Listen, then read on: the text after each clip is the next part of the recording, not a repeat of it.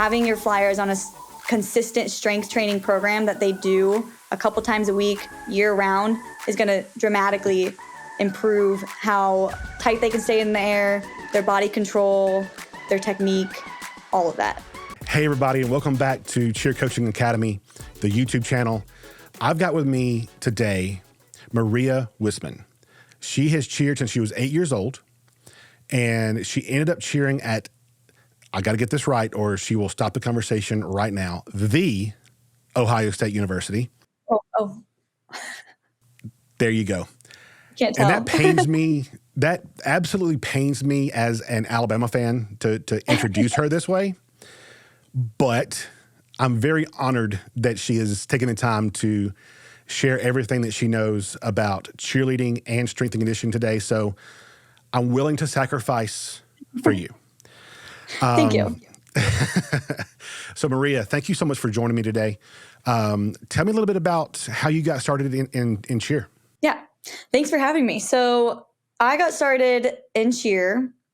I guess it really started with gymnastics. I did gymnastics when I was about 4 years old for a couple of years. And then my older sister quit gymnastics and switched to doing all-star cheer. And once I saw her doing that, I realized that I wanted to quit gymnastics also and focus on cheer, because I really only liked the floor part of gymnastics and everything that really had to do with cheerleading with that.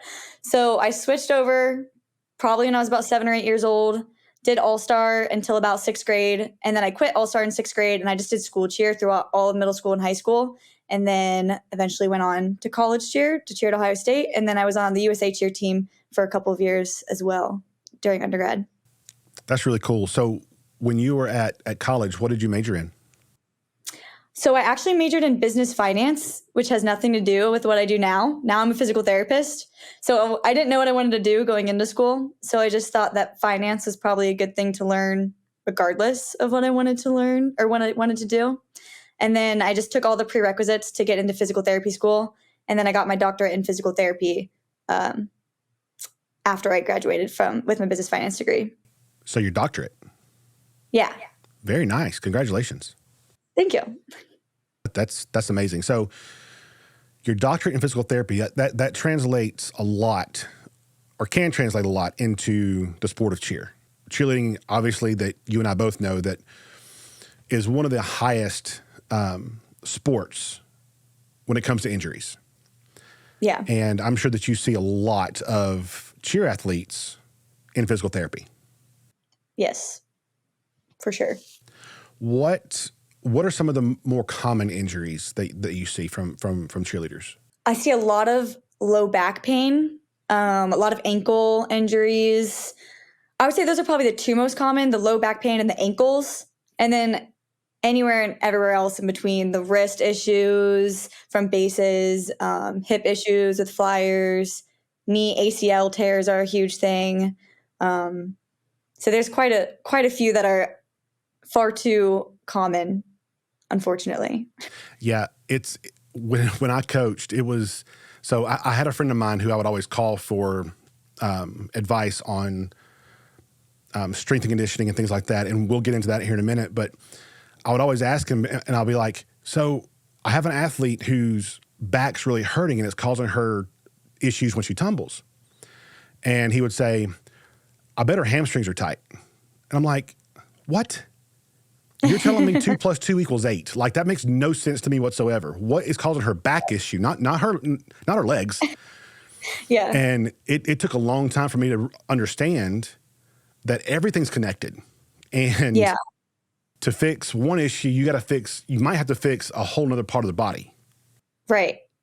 Yeah. We do something called a movement screen, like when we do our first appointment with people, where we screen their whole body. Like, just because they come in with back pain doesn't mean we're just going to look at their back. So someone comes in with back pain, we'll do a full body analysis before we get into doing any exercises or anything else, because you're right, it might not be stemming exactly from the back. It might be an issue lower down in the chain that's causing their back to hurt. But everyone's so different. So for one athlete, it might be that their hamstrings are tight. For another athlete, it might have nothing to do with that. It might be something completely different, but they both feel the same type of pain. So that's why it's so important to get some individualized help when you have pain and make sure that you're doing a full type of body screen so that you know what the cause of the problem is and not just the symptom. And that's why you need your doctorate to understand all that stuff. Yeah, it's amazing to me, like how all of that works. I can't even begin to understand it. So the fact that you're as good as you are at it really says a lot. Thank you. So how did you get from the physical therapy space to strength and conditioning? I've always been interested in strength and conditioning throughout undergrad. I took all of the exercise science classes in undergrad, even though I didn't get my degree in it. Took those as prerequisites. And I've always just been interested in it. After I graduated in undergrad, I got my CSCS, I think it's Certified Strength and Conditioning Specialization. Once I got that, I started training cheerleaders mostly, individually, one-on-one with personal training. And then I started getting into working with some teams after that. So kind of just was interested in it in undergrad and then kept going forward with it as I graduated and started seeing clients before I was graduated from physical therapy school. And for those that don't know, the CSCS, that's the premier certification, correct? Yeah. Yeah, it's meant to be for people that want to work with athletes specifically. So you can get other personal training certifications, but if you want to work with athletes, the CSCS is the one that you want to look at. They're the ones that really know what they're doing. So just to sum up, you have your doctorate in physical therapy and your CSCS certification. Yes. Got it. So you know what you're talking about. Yeah. Okay, so let's get into the nitty-gritty of the sport of cheerleading and strength and conditioning. It's nice to see by looking online in our social media groups that more and more coaches are starting to become more educated on the fact of how needed a good strength and conditioning base is in cheerleading these days. It wasn't like that just a few years ago. Why do you think that is? I think there has been a lot of confusion and myths around strength and conditioning. I think that one of the main concerns that people have had, especially with flyers, is that they think that strength training or lifting weights is going to make them bulky or gain weight. So some teams or some individual cheerleaders have stayed away from the weight room for that fear of getting bigger. I think that's one of the reasons. I think another reason is that there's a lot of cheer coaches that just aren't paid enough, or they don't have enough support from their school. They don't have enough support from their athletic director. They don't have access to the same type of equipment and weight room time and resources that other sports at their school have access to. So I think cheer coaches have to fight a lot harder for these things, and they're also not paid enough. And it's just a confusing topic. They already have a million different hats that they wear usually as a cheer coach. So adding in another hat as also being the strength and conditioning coach can be very overwhelming, especially if you have no background in it. Right. So it's just, I think, a lack of resources, a lack of support, and just a lack of education that has kind of caused strength and conditioning to be neglected a little bit by cheerleaders and cheer teams. I was very, very fortunate because I only coached high school 1 year. And I was very fortunate with the support system that we had from the AD and the principal, because we could make them sign up for strength and conditioning as one of their classes. And that was we had the backing from the administration to do that. So not only did we start them all summer on a program, they were able to maintain and then progress throughout the season, because our season was September through November, just like football season. And that was our competition season. And so they were able to work and progress throughout the season the way that we asked their coaches to do. So we asked their strength coaches to do. And they were very flexible with us. And I gave them a program that I had designed specifically for cheerleaders, a strength program, and they followed it. So we had a lot of support. And I feel like I'm very fortunate to have that, because a lot of schools don't have that. Yeah. Yeah, a lot don't. So you're definitely lucky with that one.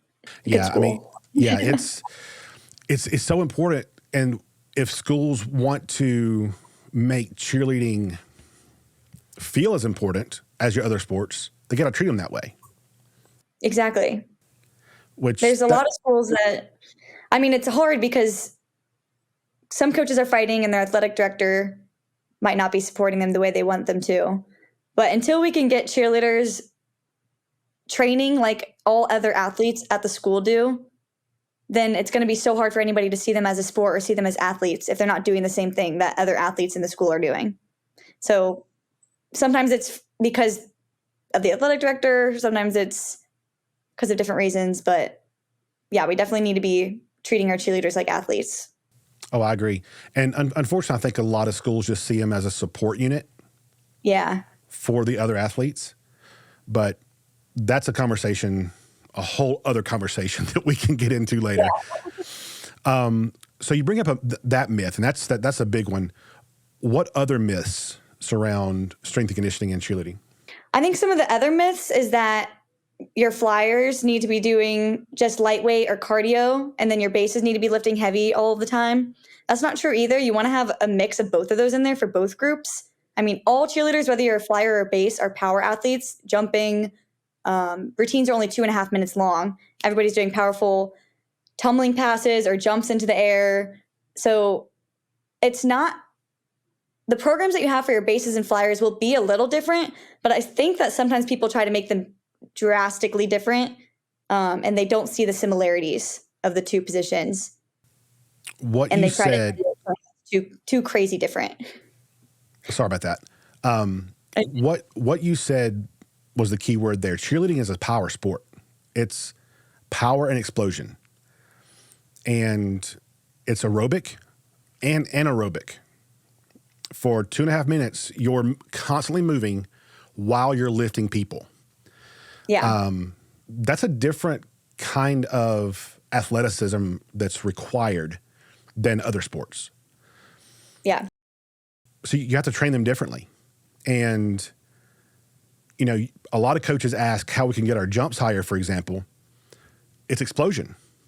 They got to be able to jump. Yeah, there's flexibility there. But if they can't get off the ground and they can't explode off the ground, yeah, there's only so high your legs can go up. Yeah. I feel like I see a lot of questions in a lot of the Facebook groups and different groups that I'm in, of coaches asking for like different drills to get jumps higher or drills for their flyers, drills for this and that. And drills are great, but sometimes there's just that your athlete isn't strong enough yet to do that movement or isn't powerful enough or explosive enough. And sometimes it's not a drill that's going to help you. It's just adding consistent strength and conditioning into their program that's going to help them. Box jumps could help that. Yeah. It's something that they have to do consistently. Right. Is the key. Right. Another question that is asked, that at the time of this recording was asked yesterday, and then I saw you comment on, I thought it was a great answer that you gave, because I know every coach listening or every coach across the world has this question. How can I get my flyers to be tight? And believe it or not, it all goes back to strength and conditioning again, because what are they squeezing? You can yell squeeze all day long. And I've done it, Lord have mercy, over 20 years. I can't tell you how many times I've yelled squeeze to my flyer. But what are they squeezing, right? So can you go into that a little bit more? Yeah. So I was that flyer that had no body control when I was really young. And it's just as frustrating for the athlete as it is the coach when someone's yelling at you to squeeze, be tight, and you just can't. Yep. I remember that being so frustrating for me as a very small flyer. And it wasn't until I started strength training and started getting stronger that I finally understood how to squeeze. People could say squeeze your butt, but I still could not do it until I got strong enough and got enough muscle to be able to squeeze and be tighter in the air. So again, it's something that just takes time. It's not necessarily going to happen overnight or in a few weeks for that athlete, but having your flyers on a consistent strength training program that they do a couple times a week, year round, is going to dramatically improve how tight they can stay in the air, their body control, their technique, all of that. So What is something that you would suggest a better way for coaches to say that and correct that? So there's a lot of there's some different drills that we can use. So one common one is flyers when they're learning how to do their lib and they just keep falling to the side, their hip just keeps dropping. Everyone always just says, oh, lift your hip up, like keep your hip up or squeeze your butt.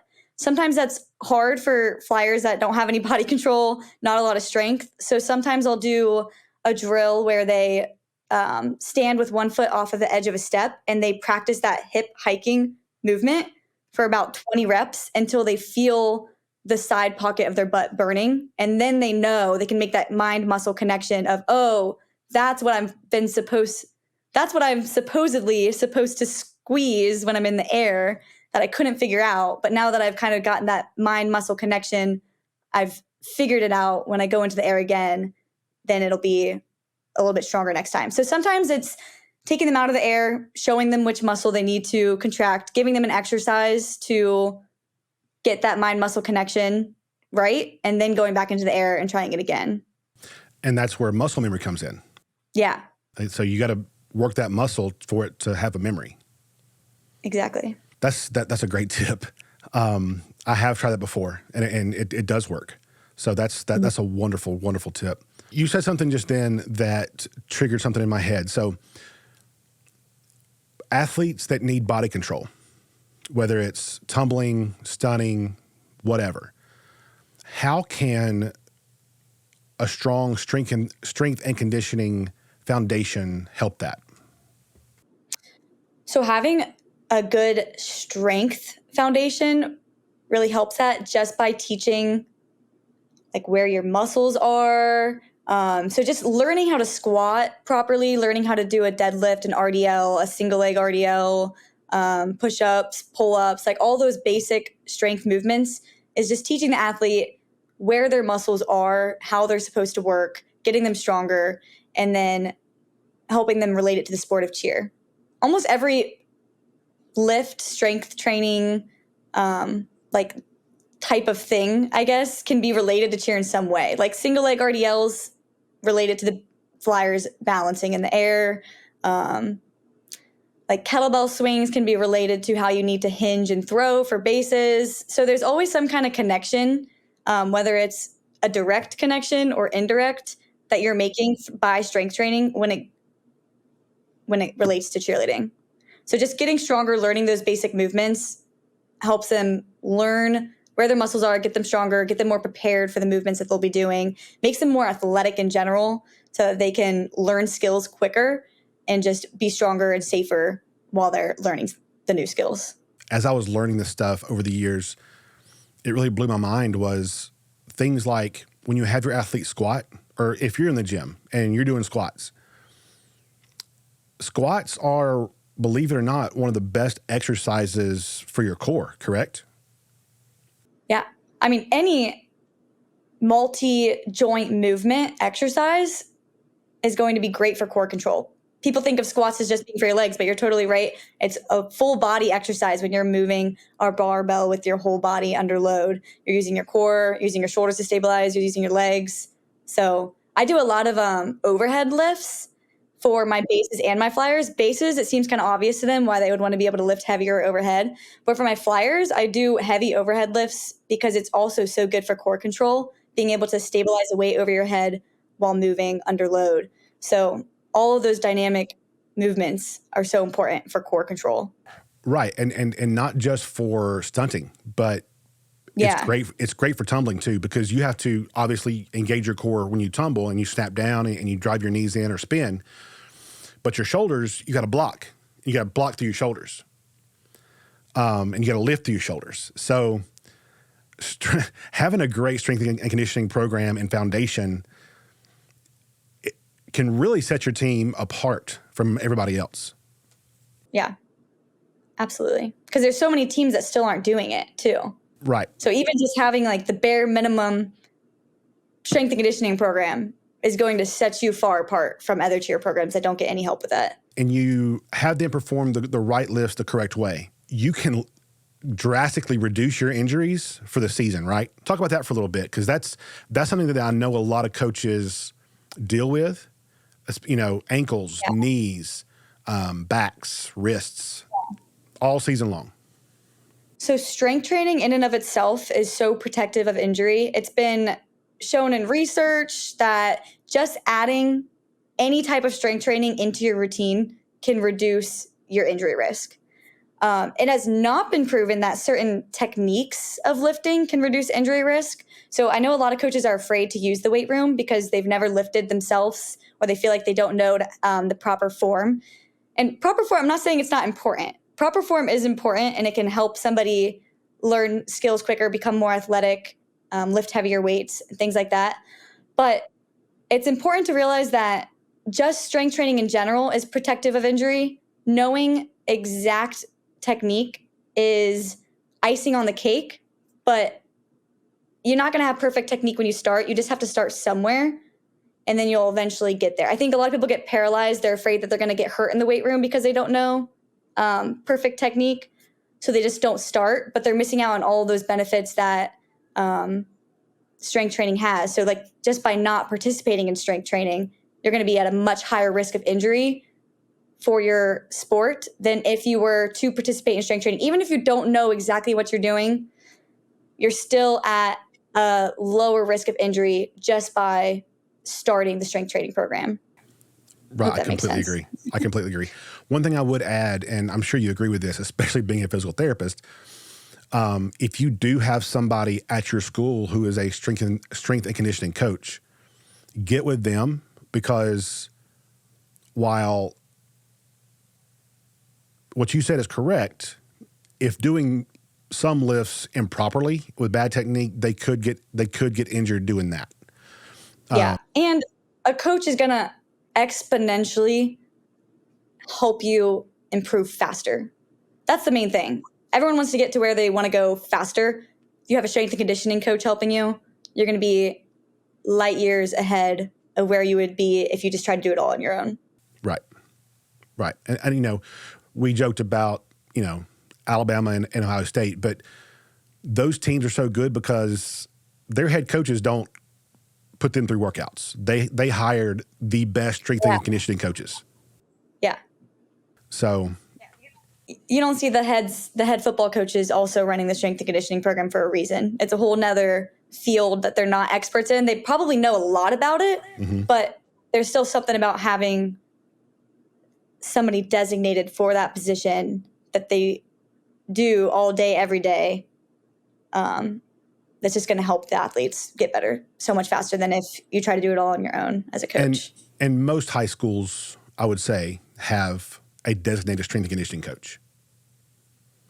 Yeah, I think a lot of high schools do. I know that a lot of the high schools around my area in Ohio have a strength and conditioning coach at their school, but they don't necessarily have time for cheerleading all the time. So they'll have problems getting into the weight room, or like football, baseball, basketball will have it all booked up to the point where like cheer can't really get in there. So I know that there are resources there. They're just not super available to some of the schools around me, at least. Right. That's unfortunate. Yeah. It really is. And I'm sure it's like that in plenty of other states as well. One thing that I want to touch on before we get out of here is let's talk about, so we've touched on the strength part. Now let's hit the conditioning part, because a lot of schools and a lot of coaches want to make sure that they're conditioned enough for their routine. Yeah. How can strength training help with conditioning, and what are some conditioning drills that you come across that coaches can implement? Yeah. So this is a mistake that I see with a lot of teams when it comes to conditioning. There's two mistakes that I see. One is that they just have their athletes run. And I get it. It's because it's easy to do. Almost everyone can run. It's just go out there and do a mile, easy, come back, and then we'll get going with practice. Running is fine, but having your athletes run 1 to 2 miles isn't going to really directly translate to cheer. Our routines, like we've said, are 2.5 minutes long. We're power athletes. We need that aerobic piece of it, but we often need to do more intense workouts in a shorter interval. So something I like to do is 2 minute and 30 second AMRAPs. So for 2 minutes and 30 seconds, I give them a list of exercises that they have to try to get through as many rounds as possible. That's what AMRAP stands for those that don't know. So as many rounds as possible. I'll give them things that mimic a cheer routine. So I might have like box jumps, handstand walks, and kettlebell swings, just as an example. Do 10 reps of each, as many as you can for 2.5 minutes, then take a 2-minute break, and then do it again, as many rounds as you can get in 2.5 minutes. So you're still getting that conditioning aerobic piece of it, but you're using weights, you're using movements that are very similar to what you would be doing in a cheer routine, and you're doing it at that intense 2.5-minute interval rather than just running laps around the track. Mm-hmm. The other problem that I see when coaches try to schedule conditioning for their athletes is that they only do it when the athletes are being punished. Yes. And I see why you would want to do that. I'm not saying never punish your athletes, but you don't want to always have conditioning equal punishment equal conditioning, because then it just creates this negative connotation around it. The athletes aren't excited to do it. They're not motivated to get better. There is a time and a place for having some conditioning be punishment, but you should also have conditioning where it's not punishment, where they see the value in how it's improving their skills and reducing their injury risk as well. Because once they see the value in conditioning and they no longer associate it with just punishment, that's when they'll really start to get better and start to buy into the program, start to buy into the strength and conditioning, and then just start to see their skills and improve and their injuries reduce. So one of the biggest challenges that I had coaching at high school was convincing them that the way they warmed up previously was not the most effective way. They wanted to run a mile to warm up before practice, before they stretched. Or no, they stretched and then they ran. And I had the hardest time trying to convince them that they're regressing the power they helped build up over the summer by running long distance. Yeah. Because we touched on that cheerleading is a power and explosion sport. When you run long distance, you'll lose some of that power. Not a lot, but you do. And that's one of the big reasons why I fought with them to try something different. Mm-hmm. And you know, that can go back in the myth part of our conversation. Running long distance and jogging hurts. It really hurts more than it helps. Yeah, that is true. When I did All-Star, the only conditioning we would really do is run like a couple miles. Mm-hmm. And now that I've gone through like my CSCS physical therapy school, I'm realizing how that was probably not the most helpful thing. But coaches don't know coaches don't know. I don't want to blame the coaches, right, because they're not meant to be experts in strength and conditioning. They need more resources, they need more support, and they need somebody to come in and help them with that aspect of their sport. They do. And this is why I thought this conversation was much needed for this audience, because you don't know what you don't know. Mm. All that you know is what all the other coaches do and all the other coaches say that you should do. Yeah. That doesn't necessarily mean they do it correctly either. Yeah. One of the things that I did for that high school team, and I did it more as just an experiment. I didn't know that I would get the results that I did, but I wanted to just do this as an experiment. And this was totally not relevant to what we do. But when I first got the job, it was in May, and we started our summer program in June. Before our first day of lift, I took them outside of the football field, and I timed their 40-yard dash. I wanted them to sprint 40 yards, and I timed it. We don't do 40-yard sprints in cheerleading. It's a basketball and a football thing, right? But I wanted to see something, and I put them through a full summer program. When school started back, I timed them again. Every athlete dropped their 40 speed, some drastically, because they put on muscle and they built more power and explosion. Some athletes went from throwing a run off handspring tuck and barely clearing the floor to go into about my shoulder height, and I'm 6'4". So it works. If you do the right program and you put them and they're consistent, it can make a world of difference for your athletes. Yeah, absolutely. I just finished a 12-week program with some high school cheerleaders in my area where they worked out with me 3 days a week for 12 weeks.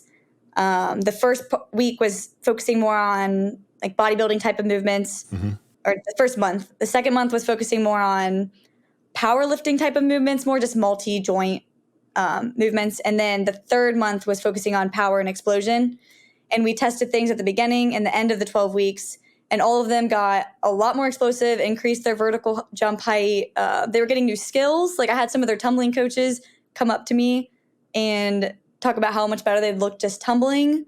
So they improved like all of these metrics that we went over during the 12 weeks, but they also noticed a huge difference in their tumbling specifically, in their body control and their stunts. Yeah. So I think once you go through a program like that and you do something consistently, you realize how much it can benefit you for cheer. You just have to kind of go through something like that to really trust the process, I think, for some people. Right. And hopefully, if you get your team to do it consistently and they see the progress that they can make as athletes, that can start building a healthy relationship for them in the gym after they graduate. Yeah. And it makes them a healthier person through life. Yeah. Because I think that's another big problem with cheerleading. There's a lot of cheerleaders that don't go on to the college level. Even if you go on to the college level, there's not much for you after the college level. There's no real, like, there's rec basketball teams, there's rec softball teams, like adult teams like that. But cheer is really hard to stay in as an adult because of all the flipping and the pounding that we do on our bodies. There are adult cheer leagues out there, but teaching cheerleaders an easier way, a better way to stay in shape after they graduate, I feel like is so important because a lot of them just can't continue to flip and do the sport once they're done. So at least giving them something like weightlifting, strength training, conditioning to fall back on is so important, especially at the high school level. Oh, I agree. I want to bring this up. So I want your opinion on this. I have 3 different options and 3 different tests that you can put your team through to see if they're conditioned and they're ready for their routine. Number 1 is a timed 300-yard shuttle. Sprint 25 yards, turn around, sprint back 25. Do that 6 times each way. That'll add up to 300 yards. Ideally, a high schooler that's in shape could complete that under 1 minute and 20 seconds. If you're a fast sprinter, you should complete it right at 1 minute. Take a 3-minute rest. So you'll do the 300 sprint one time, take a 3-minute rest, and do it again. If you can complete both trials under the time limit, then you're ready. I think that's great. Yeah, I love that because it is a much better predictor to me than a timed mile. A lot of coaches use a timed mile, I think, to predict whether their cheer team is ready or not. And that doesn't relate to our sport as well because a timed mile is going to take anywhere between 6 to 10 minutes when our routine is only 2.5 minutes. So doing a shuttle like that where they're sprinting and using more power is going to be a lot more cheer specific than running a mile. And this one I feel like is even more. So sprint 50 yards, drop and do 5 push-ups, rest for 10 seconds, sprint back 50, 5 push-ups, rest 10 seconds, and repeat that for 2 minutes and 30 seconds. So that's getting the sprinting and the power and the lifting in on the same test. I love that. Yeah, because you get their heart rate up, but then you see, can they still be strong in those push-ups when their heart rate is up in that kind of high intensity environment? So Right. it's a great one. Both the anaerobic and aerobic part of it. Yeah. And the third one is the 400-yard sprint test. So sprint one full lap around the track, rest 3 minutes, and repeat it one more time. If you can stay sprinting for both trials, then you're ready. I think that's good too. My favorite is the sprint 50, 5 push-ups, and sprint back. That's probably the one I use the most. Yeah, I like that one. That kind of reminds me of some of the AMRAPs that I do, where I try to do a combination of like sprinting, upper body pushing or pressing, some type of dynamic like that in 2.5 minutes so that their body is being primed for what it'll feel like during a cheer routine. But it's safer because they're not throwing humans around. They're just using their own body. Right. And any school can do that. Just take them out to the football field. You don't need to have weights. Exactly. Right. I talk a lot about weightlifting because I really value the weight room, but all of this stuff can be done without weights. You just have to get a little bit more creative. The push-ups, squats, and maybe you don't have boxes, but you can still do jumps up to a bleacher, frog jumps, like burpees. All of it can be done without a weight room. I agree. So talk to me a little bit about this app you're working on. Yes. So I created this digital cheer strength and conditioning coach app. I shouldn't say I created an app because I use a different platform to run my programming. But pretty much it's meant for individual cheerleaders and cheer teams. The way I do it for cheer teams is a coach reaches out to me that they want the app. I'll send them codes that they send out to their team so that every single athlete on the team gets access to the app. It's not just that the coach gets access to it and has to read it to the team or facilitate it. It's meant to be dispersed to everybody so that everybody has access to it on their phone, has autonomy over it, has control, and can be able to see and input how much weight they use week to week, can see the workouts on there, can see the videos on there. So this is a way that cheer coaches, if they are overwhelmed or they don't have the time or the resources to be doing a strength training program with their girls, they can get this program for them and they can do it on their own. So it can be as hands-on or hands-off for the coach as they want it to be. So all the athletes get access to it. It has 3 workouts a week listed. It is meant to be done as a year-round program. So when the coach asks for the app, they tell me what time of the year they are peaking. So if you're an NCAA school, you compete at NCAA nationals. Let's pretend like you're a college team competing at NCAA nationals. You just have to let me know that that's when your biggest competition of the year is. And then I input you into my programming at the right point so that you're peaking when you're competing and you're not doing super intense lifting, but you're doing the right things for injury prevention around that time. So it's a way for me to customize it for teams without having to rewrite a whole nother program that's going to be super expensive for teams to buy. Yeah. There's also options for like flyers versus bases and other options in there. So pretty much like you can, whatever cheer team that you have, whether you have flyers and bases, whether you don't, there's an option for you to send different codes out to different athletes on your team and make sure that you guys are doing the right programming at the right time. That's amazing. So if you're a member of Cheer Coaching Academy, you have, when you sign up, you have access to a year-long strength and conditioning program. But what she offers is a more customized program based on your season and how it lays out. So I highly suggest that you check her out. So where can they find that? They can find that through my website, everyoneshouldlift.com, or my Instagram, either at Maria Wisman or at everyoneshouldliftpt, link in bio. They can find it in either one of those places. I think what you do, what you're doing is amazing. And I think that app has the potential to change the industry. I really do. It's me and Ashley Steinberger talked about that in our video that months ago, that strength and conditioning needs to be talked about more. And I'm really, really glad that you're doing something about that. Thank you. Yeah. Yeah. Definitely needs to be talked about more. It's getting there. It's getting better, but it's not quite at the level that it needs to be at yet. Agreed. it'll get there hopefully soon.